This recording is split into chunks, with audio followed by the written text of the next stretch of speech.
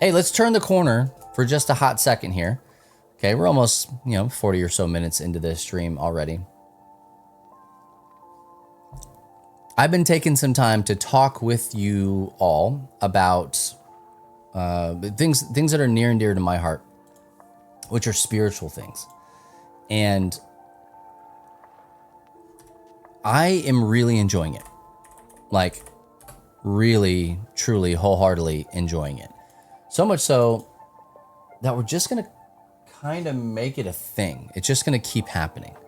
And so I hope that you all are getting something out of it, that it means at least a little bit to you, okay?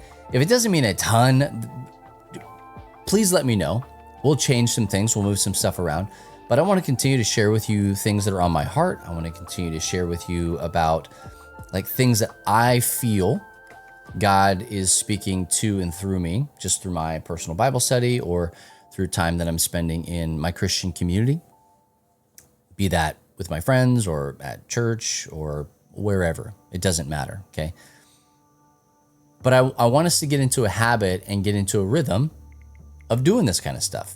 And so today I want to kind of walk with you guys through some of the stuff that we talked about in we call it a follow class, because instead of a Sunday school class. So we talked about on Sunday morning, call it a follow class at our church, simply because our church's mission statement is to help people find life in Jesus Christ by following him. That's our church's mission statement. So all of our stuff is follow this, follow that, follow kids, follow students, follow discipleship, all that good stuff. So we have follow classes that happen on a Sunday morning. And we were talking about judging people, which I think is a pretty fitting topic for the current state of things in our world today. And so I just kind of wanted to sit down and have a little bit of a conversation with those of you that are willing to engage. And if not, I've got plenty of thoughts and ideas to kind of fill the space and the silence. But I want to hear back from you. What are you thinking? I want this to be as interactive as it can be each and every time that we do it. So we're going to talk a little bit about judging. And I'm going to pull up Matthew 7, 1 through 6. So here we go. Starting in verse 1. Like I said, we're going to do 1 through 6. Is that what it said? Yeah, 1 through 6, and then 12. We're just going to go ahead and read all the way through. So it says this. It says, "Judge not, that you be not judged. For with the judgment that you pronounce, you will be judged. And with the measure that you use, it will be measured to you. Why do you see the speck in your brother's eye, but you don't notice the log that is in your own eye? Or how can you say to your brother, 'Let me take that speck out of your eye,' when there is a log in your own eye? You hypocrite. First, take the log out of your own eye, and then you will see clearly to take the speck of dust out of your brother's eye." Don't skip 7 through 11. No, so it's not about skipping, it's about contextualizing, right? So like things are layered here. Verse 6. "Do not give to dogs what is holy, and do not throw your pearls before pigs, lest they trample them underfoot and turn to attack you." Verse 7. "Ask and it will be given to you, seek and you will find, knock and it will be opened to you. For everyone who asks receives, and the one who seeks to find, the one who knocks it will be opened. And to the one who knocks it will be opened. Or which of you, if his son asks him for bread, will give him a stone? Or if he asks for a fish, will give him a serpent? If you then, who are evil, know how to give good gifts to your children, how much more will your Father who is in heaven give good things to those who ask him?" And then verse 12 right here. "So whatever you wish that others would do to you, also do to them, for this is the law and the prophets." And it goes on to talk about so much more, right? Like this is Jesus is in the process of giving the Sermon on the Mount at this point, which for those of you who don't know what that is, take time, start in Matthew chapter 5 when you get a second, and just go for it. Just read until Jesus says that he is done. All right, like the Sermon on the Mount is so good. It's so rich. There's a lot in there. But this one right here, this is the passage, or at least the story, right? This is the one that people tend to kind of throw back in Christians' faces. Don't judge. Stop judging me. And so this is the thing that I want to sit here and just kind of talk about for a second. If you will oblige me, right? So when we were talking about it in class, we were talking about like this idea of the hypocrisy of it all, right? Like, man, why in the world would you or I feel the need to go out of our way to tell somebody that they were wrong? Like, well, what's the drive? What's the determination for you and I? When I say that, I mean you and I as Christians, right? Like, what is the drive and the determination for us to do that? I thought about that for a second, and we had a lot of conversation that was going on in class. I love this class that I'm a part of. We have a lot of conversation that's going on there.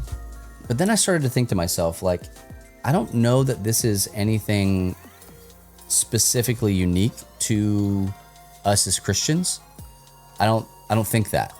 I actually know that to be true because, man, there's so many other people who don't love or care about Jesus that have no problem judging.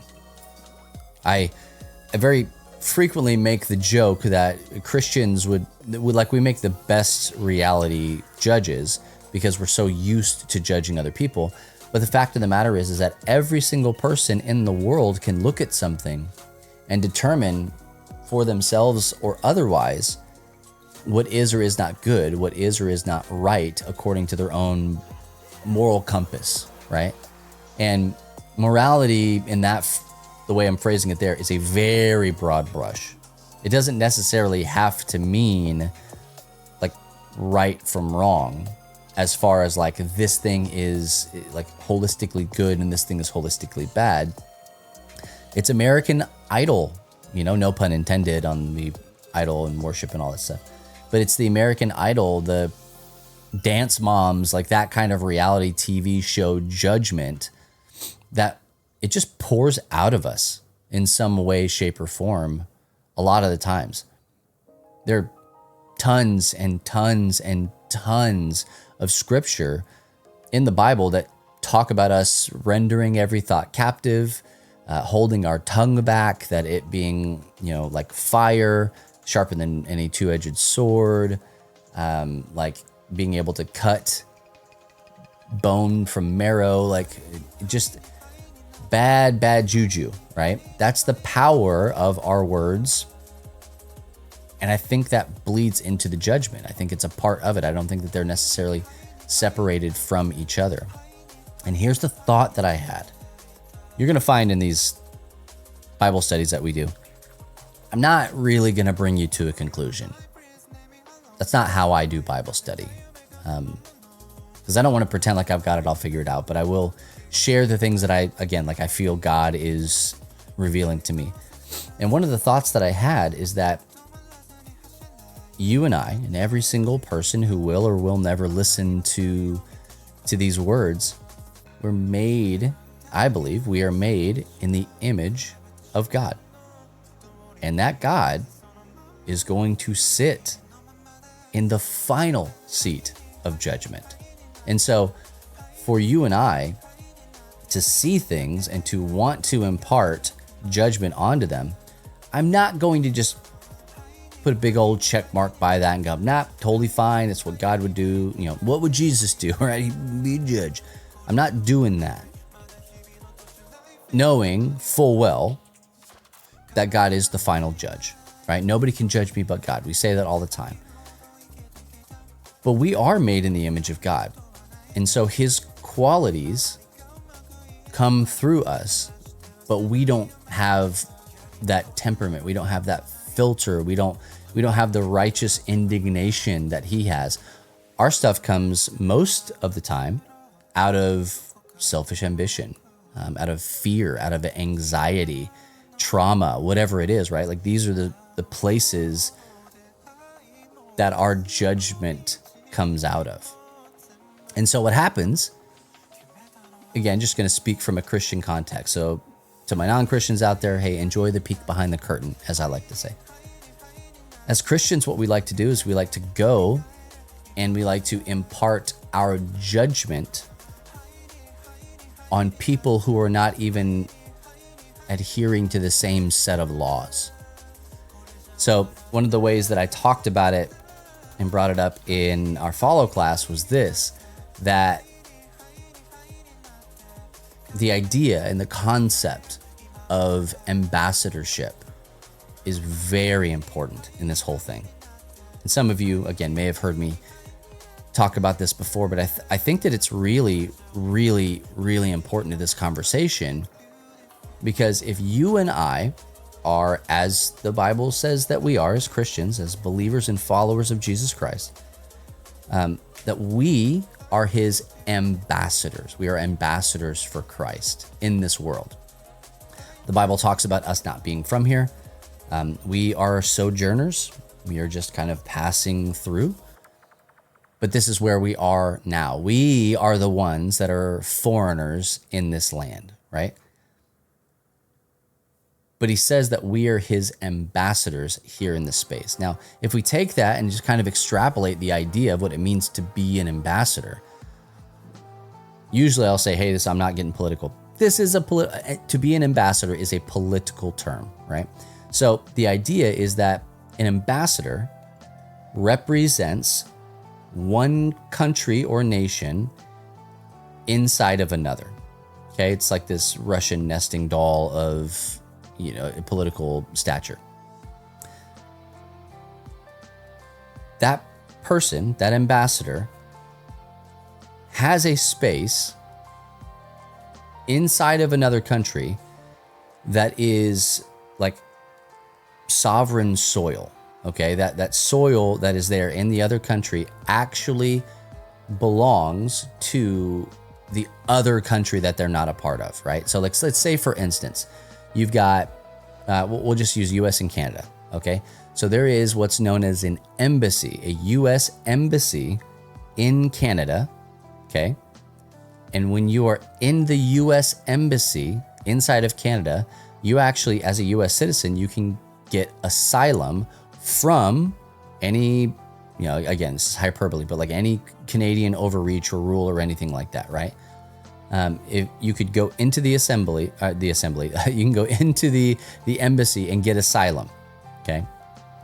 But when you were outside of that embassy, you were beholden to the laws of the country that you were in, the space, the land, all of it. That's what you're beholden to. Not when you're on the inside. Every country, most countries, I don't know if I my gut wants to say every country. I could chat GPT this, but in any country where there is an embassy, this is how it operates.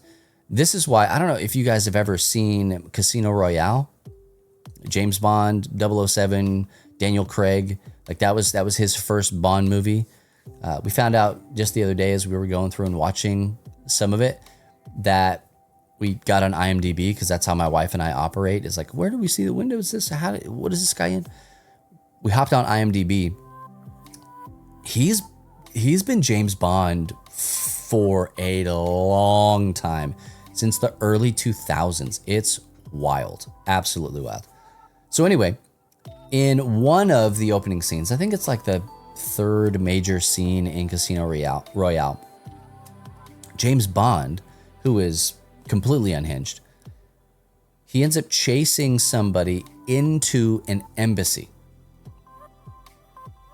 You can't do that for all of the reasons that I just mentioned. Like, hey, that person now has asylum. You have no jurisdiction there, like all this stuff.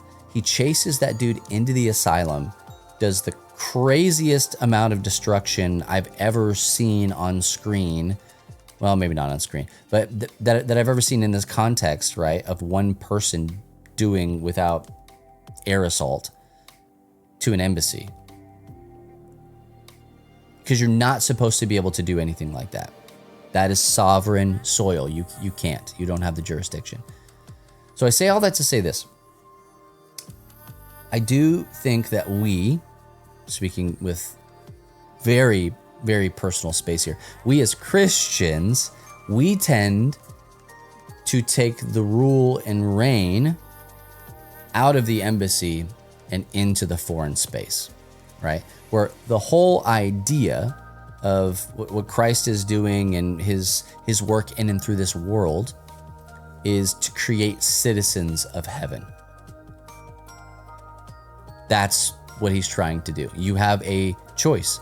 Do you choose to follow me? Do you choose to die to yourself? Do you choose to give up the things that you find the most important, load-bearing, whatever words you want to use? Do you choose to give up those things and take on my burden and my yoke, for it is light? But it's a choice. Are you going to do that? Whereas what I think we tend to do is we tend to say, well, I am an ambassador of Jesus. I am a prince or a princess of the kingdom. I'm joint heirs with Jesus, like all this stuff.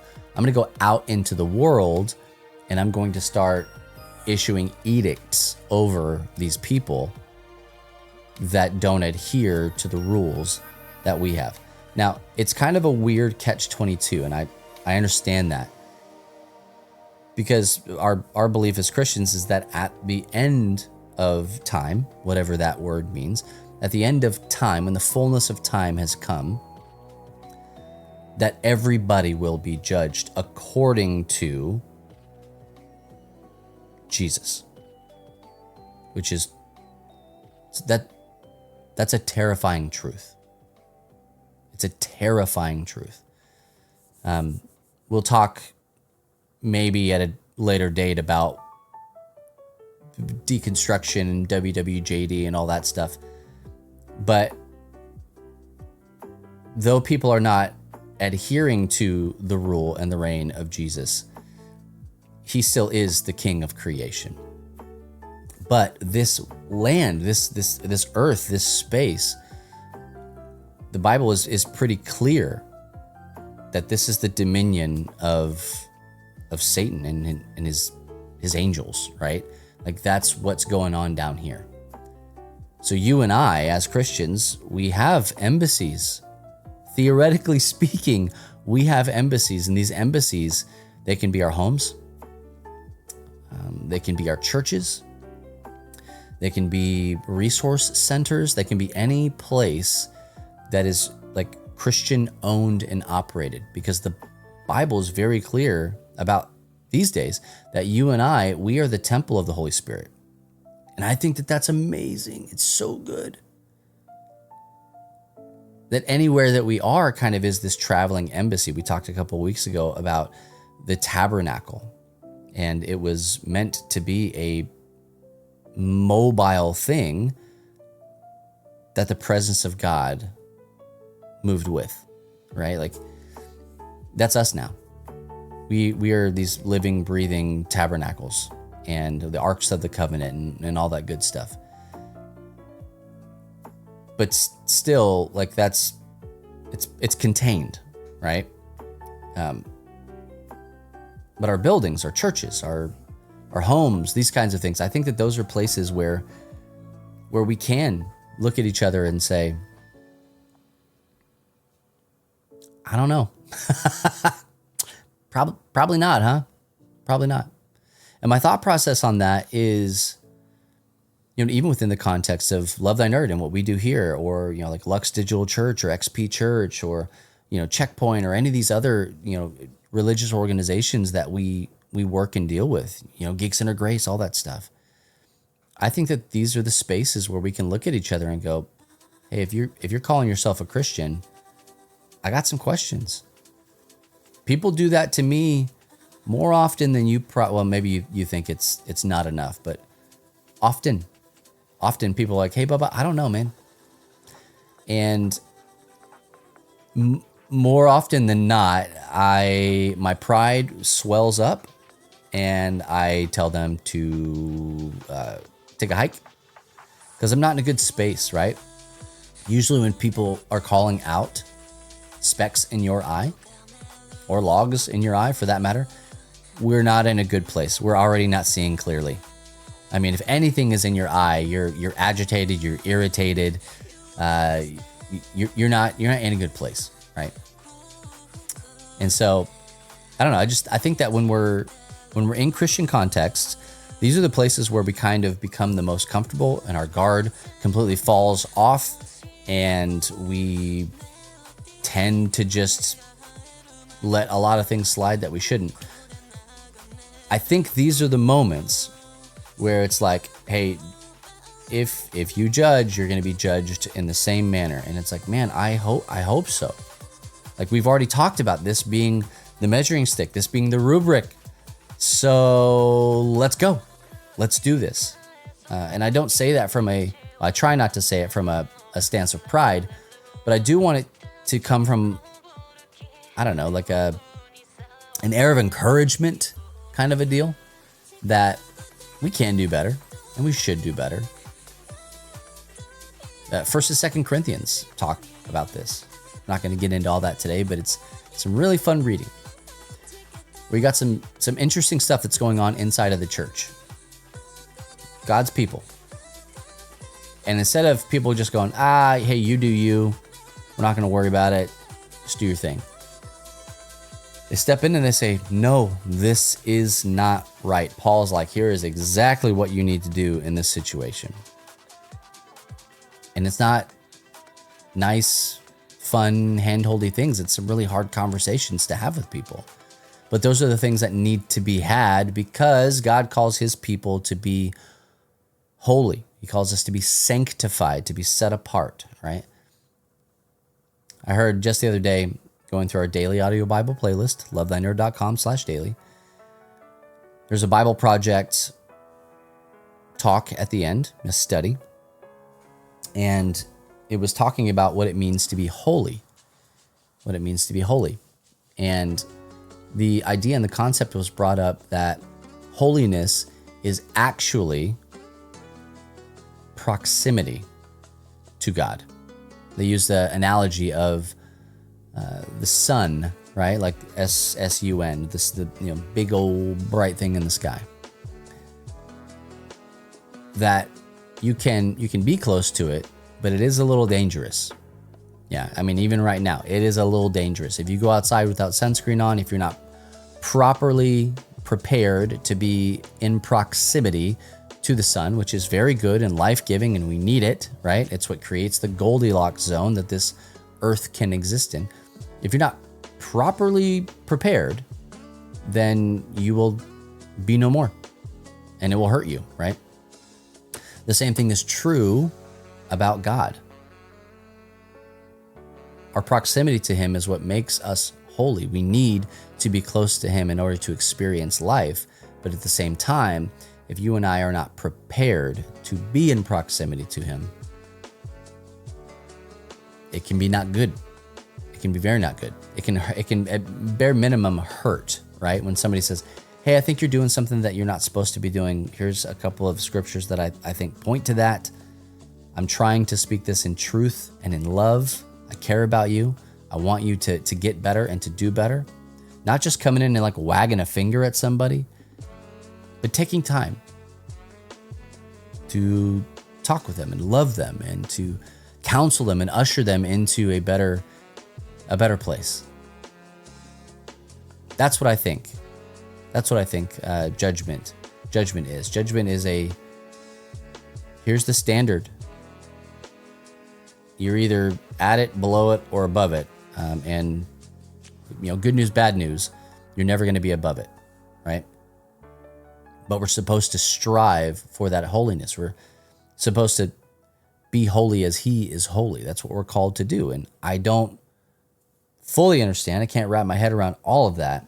But what I do know is that we don't get there until we have this iron sharpening iron moment. which if you think about that analogy, you've probably heard it at least once or twice, but it's a forging analogy, right? Iron sharpening iron, which like, man, it doesn't make any sense.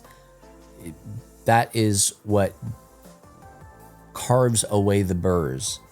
It's what gets all the nasty gunk away and allows for a sharp edge to be made. You know, think of it like I get those Facebook ads of the little knife rolling tumbler all the time. I wish it was cheaper. I'd buy one. But unless there is friction, there is no sharpening. It just doesn't work that way. But the idea of iron sharpening iron, it is like, hey, we are in this together. We are same. You and me. I'm not better than you. We are both iron, right? And we need to be able to rub against each other. We need to be able to create some, relationship issues between the two of us. We need to find things in your cart. You just need the money. Yeah, always. We need to find ways to lovingly identify the flaws in other people. That sounds like I'm just like looking for it all the time. I try not to. I don't want to say I don't. I try not to. And I have people in my life that have no problem pointing out my flaws, but I will tell you this. Our relationship stalls when I feel like all they do are point out my flaws. It's like, hey, you're not offering a possible path forward. All you are doing is talking about the negative things that I do. That's not helpful. It doesn't make me want to be around you. It doesn't make me want to create space for you to be around me. So I think that finding possible paths forward where it's like, hey, I see that this thing might be something that's going on in your life. Am I right in thinking that? And if so, would you be interested in me helping you find a way out of it? When we talk about judgment, okay, we always think of like a judge sitting on a seat and casting down a verdict, right? A sentence onto, the defendant or the plaintiff. That's what we think about when we think about judgment. But I think that you and we don't have that air of superiority. I mean, again, as Christians, the Bible's pretty clear that we're all in a level playing field. There's no Jew or Gentile, man or woman, none of that stuff, right? Like everybody's just right there on the same level. Steel sharpens steel, doesn't forge it. Makes the blade a better blade. Don't redesign the blade. Absolutely. And I think that there are some moments of forging and the crucible and all that stuff, but that's Jesus and his refining fire. And that's a whole nother thing. Actually, Lux Digital Church right now, if you're watching in real time, it's March 3rd when we're recording this, but if you're watching it anytime in there, Lux Digital Church is doing an entire emphasis on the forge and being shaped. And so they just did one on the crucible. I think it was last week. But all that being said, I think that we have to find ways to speak to people at eye level, when so often we want to speak down to people. And so my encouragement to my Christian friends is to just don't do that. Don't do that. To be ambassadors for Christ, to live in a way that makes people go, oh, dang, I would really love to become a citizen of that nation. Now, again, from a real-time political standpoint, as a citizen of the United States of America, I think it is becoming more and more difficult for me to convince people who are not citizens of the United States of America that this is a place where they might want to be. Now, do with that what you will, right? But I think when it comes to Jesus, we can show them that there is a better way.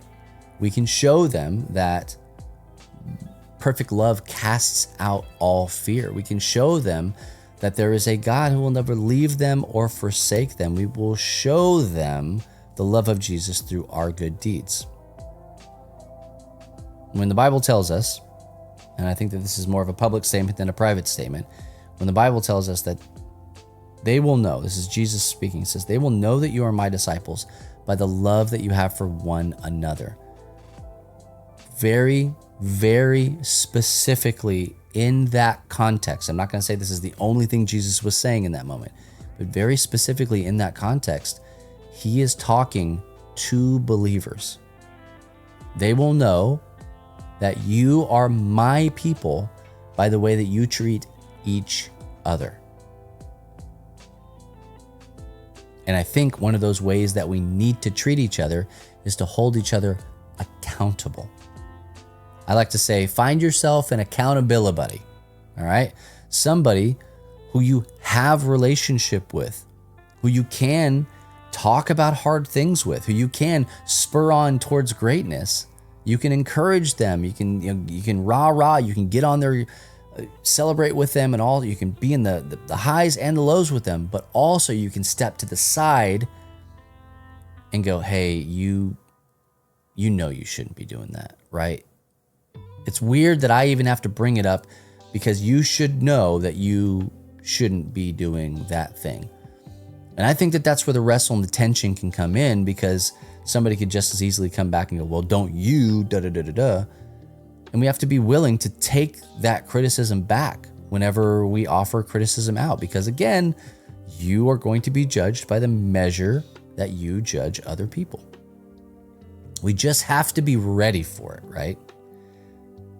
Do unto others as you would have them do unto you. And I legitimately say with clear conscience and, a calm heart, that I 100% want people to help me be a better follower of Jesus. Even if it's going to hurt me, right? That one I kind of chew on a little bit, because I don't want people just to come down and go, you're wrong, you're stupid, you don't understand the Bible, you're doing this, blah, blah, blah, blah. I don't want that. Nobody's asking for that. I'm asking for people to lovingly come beside me and go, hey man, I think you might have got that one wrong. And I'd like to talk to you about why. I'd like to help kind of figure out where your head's at and see if we can maybe right the ship, like that kind of stuff. That's what I'm thinking about. Those are the thoughts that are pinging around in my head. There are judges in our world. There are good judges, there are bad judges, but there are absolutely judges in our world that's their job. That's what they do. But I think it's very interesting that the Bible says that Jesus was not sent into this world to condemn it. And so I like to kind of put a little bubble around that and go, so I don't think that we were either. That a Christian's job on this planet is not to point fingers and condemn people and tell them what they're doing wrong and all sorts of stuff. It's not that I don't believe that there's wrong being done in this world. I wholeheartedly do believe that. I just don't think that our job is to sit here and point and poke and bring all that to light in front of everybody all the time. I don't think that's it.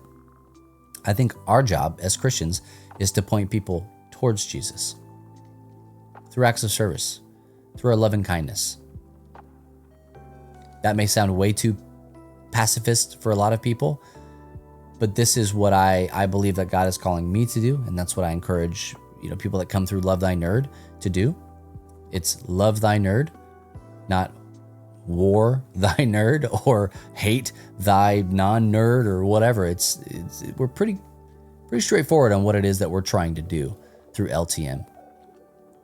And so when I come across Matthew chapter 7 and we start talking about it, this is my lens. This is what I'm seeing things through. One of the people in the class, so it kind of brought it all up for me, made me really, really, really start to kind of chew on it. One of the people in the class said, I don't think we're ever to judge anybody. And I was like, oh man, I don't think that I don't think that's true, because my job as a parent is to judge the things that my kids are doing and to help them move in a way that is better next time than it was this previous time. And so we all have different acts of judgment that we engage in. The question is, are we doing it in love? Are we doing it with kindness? Are we doing it just to see our will be done? Or are we doing it in a way that will bring God ultimate glory or instant glory, right? More often than not, I think the answer is no. So when I look at a passage about judgment, that's what I think, that there is a time and a place for it. It's just not everywhere always, because we don't have the jurisdiction. We don't. Once somebody has decided, hey, I want to be a citizen of heaven, then we can look at them and go, okay, cool. Now let's talk about what it looks like to make yourself more like Jesus and less like the world, right? The longer we're Christians, I think the harder it is for us to change. Old dog, new tricks kind of a deal. But I hope this has been encouraging to you guys. Do yourself a favor, go to lovethynerd.com/daily, and you can listen to the Bible read to you Monday through Friday. You can listen to it any day of the week, but Monday through Friday, it's fresh, brand new passages. There's music at the end of it for you to meditate to and worship to. And then also there is, like a Bible study or a sermon or something like that at the end that is about the topic that was talked about. So yeah, I just want to encourage you all to do that. And if you have any questions, please feel free to ask me. I may or may not have the answer for you or an answer for you. I feel like I always have an answer. I don't know if it's the right one or not. But you can hit me up, bubba@lovethynerd.com, and I'd love to talk to you more about it.